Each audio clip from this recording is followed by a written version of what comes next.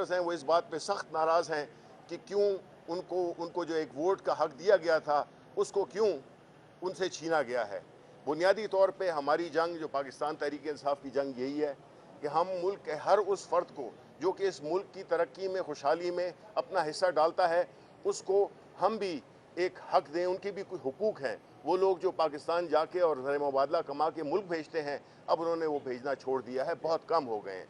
इसलिए हमारी ये जो बुनियादी जो हमारी जो पिटीशन का मकसद था वो ये था कि उनको वोट का हक दिया जाए।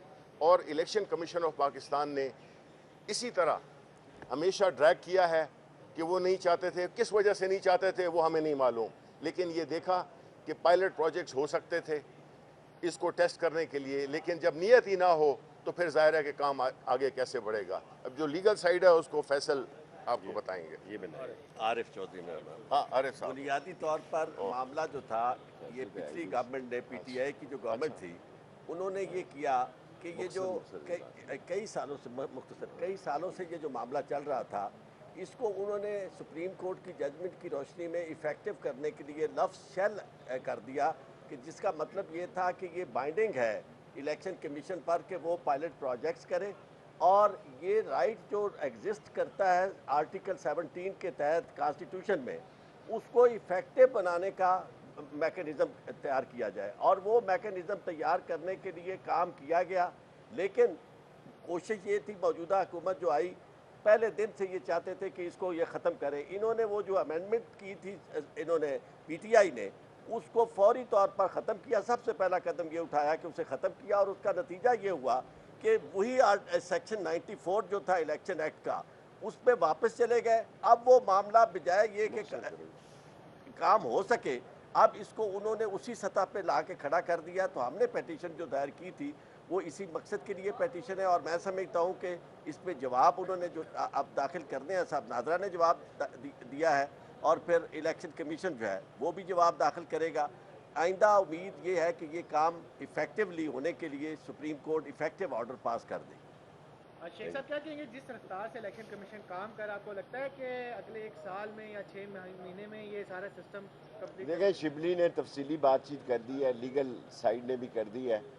उन्होंने अभी तक कोई पायलट प्रोजेक्ट भी शुरू नहीं किया, लेकिन मुझे उम्मीद है कि जो फैसला तीन रुकनी बेंच ने दिया है, जो कि सारी सुप्रीम कोर्ट का फैसला है, जिसकी गलत इस्तेमाल कर रहे हैं, मुझे पूरी उम्मीद है जो भी सुप्रीम कोर्ट के फैसले की जनरल इलेक्शन 2 सूबों में हुक्म अदूली करेगा, वो सुप्रीम कोर्ट की तस्दीक करेगा और अदालत के कटहरे में खड़ा होगा। गरीब मर रहा है, गरीब ज़बा खाने में है, और ये इक़्तिदार के मस्ती के मैखाने में है। गरीब इनको ऐसा सबक सिखाएंगे, इलेक्शन होंगे, इलेक्शन होके रहेंगे। दुनिया की कोई ताकत पाकिस्तान में इन आने वाले इलेक्शंस को नहीं रोक सकती। शेख साहब ये बता दें कि सुप्रीम कोर्ट ने ये कहा कि गवर्नर केपी ने जो है वो आइन की खिलाफ वर्जी की तारीख का ऐलान नहीं करके, क्या पाकिस्तान तहरीक इंसाफ और आप जो है गवर्नर के खिलाफ कोई कार्रवाई करेंगे? देखें, ये बड़ा सुप्रीम कोर्ट ने कान के पास से मारी है ये जो रूलिंग है गवर्नर केपीके के। अब गवर्नर केपीके अलवी साहब को मिला है, शिबली अलवी साहब से जाके पूछ सकते हैं कि उसने क्या बात की है।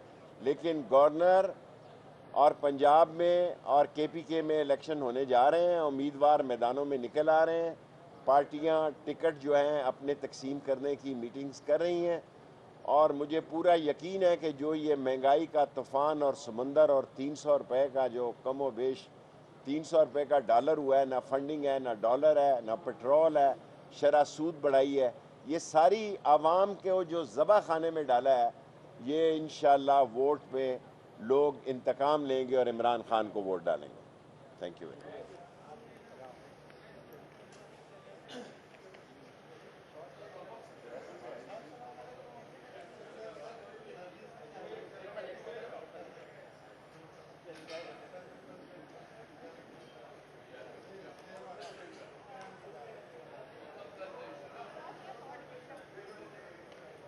अस्सलाम वालेकुम।